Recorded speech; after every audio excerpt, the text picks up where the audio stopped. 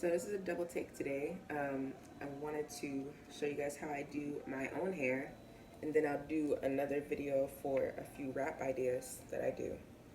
So this is my hair. Look how perfect and round it is, because I wore this all day yesterday.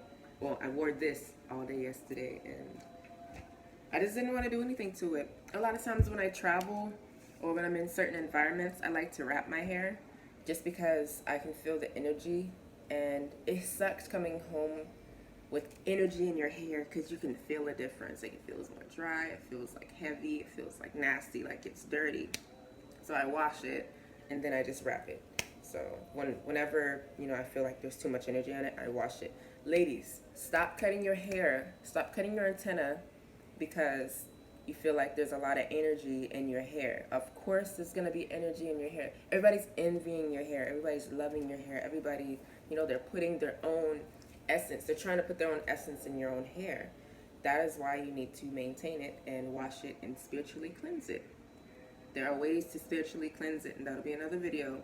But if y'all want to see that, like, subscribe, comment, send me messages, that you want to see that video, and I'll show y'all. I have no problem showing you guys. But anyway, we're gonna get on with the video. Thank you guys for joining me, and here we go. So my hair is long, ladies, but the reason why it is long is because I leave it alone. You see, I just had it in a wrap. Sometimes it'd be in a wrap for like days. I just don't do anything to it. This is the most that you're ever gonna see me do something to my hair, okay? And this is just maintenance. So, and the reason why I even maintain it is because we are in sales, we're in marketing, I'm an accountant, like different things, basic corporate world. When you have to dance on both sides of the spectrum in spirituality and worldly views, it is good to look clean. It is good to, I'm still freeforming, don't get me wrong, but I do it in a way where I can still go out in public in confidence, and I won't have to worry when I'm at, some very uppity event, because I know how to do my hair to where it's presentable, where I don't feel a little bit self-conscious when there are a lot of people with straight hair. Not that I ever will, but I'm just saying, for a lot of people, they don't understand the balance. They freeform their hair and it looks very sloppy, so they can't go to certain places. And I'm just being real, guys. You can't go to certain places like that. You have to put something over it, you have to braid it, you have to do something to it, or like put it up somehow so it can look presentable. So for me, when I first got started, I put mine up in updos, so you can't even really tell that it is freeformed unless people ask. Some people will just be like, oh, they can see either one part of it where it's not locked and be like, oh, okay, it's done, or they'll see the locks on the bottom and be like, oh, okay, she has locks, but they're neat. And I promise you, I did not start these at all. It's just a blessing that they came out a little bit small. I didn't start them like intentionally. They did themselves. Like, I didn't say, okay, I'm gonna part this and make it look like this, and I'm just gonna leave it alone. No, I left it alone. Period. And then they just did this. So I'm very proud of them. Very happy about them. Just leaving them alone and letting them do their thing, because my hair has its own intelligence. It's conscious, letting it do its own conscious thing. And that's how I was rewarded, that it just took on a life of its own. So what I'm doing is I'm parting it in fours so I can get everywhere. It feels a little bit dry because I was traveling a little bit, and yeah. So what I'm going to do is I'm going to just get some water, some alkaline water, and then maybe shine it up with some coconut oil. And if you have castor oil, you can use castor oil. If you have shea butter, use your shea butter, girl. It's okay. Whatever suits you. But I'll tell you right now, if you cannot eat it, do not put it in your hair. Okay? I'm going to say that again.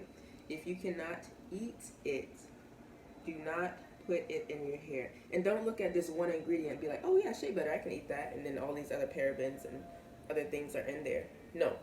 If you cannot eat the whole thing, do not put it in your hair. Said it 3 times. All right. Hope that got through. So, yeah, ladies, this is our alkaline water. Has a little bit of minerals. You can see it in the water as well. Don't know if you can see that, but it's floating around. Ah, that feels so good. Oh yeah, I have a towel, guys. Let me see. And I got a toothbrush. All right. So I'm going to spruce it up.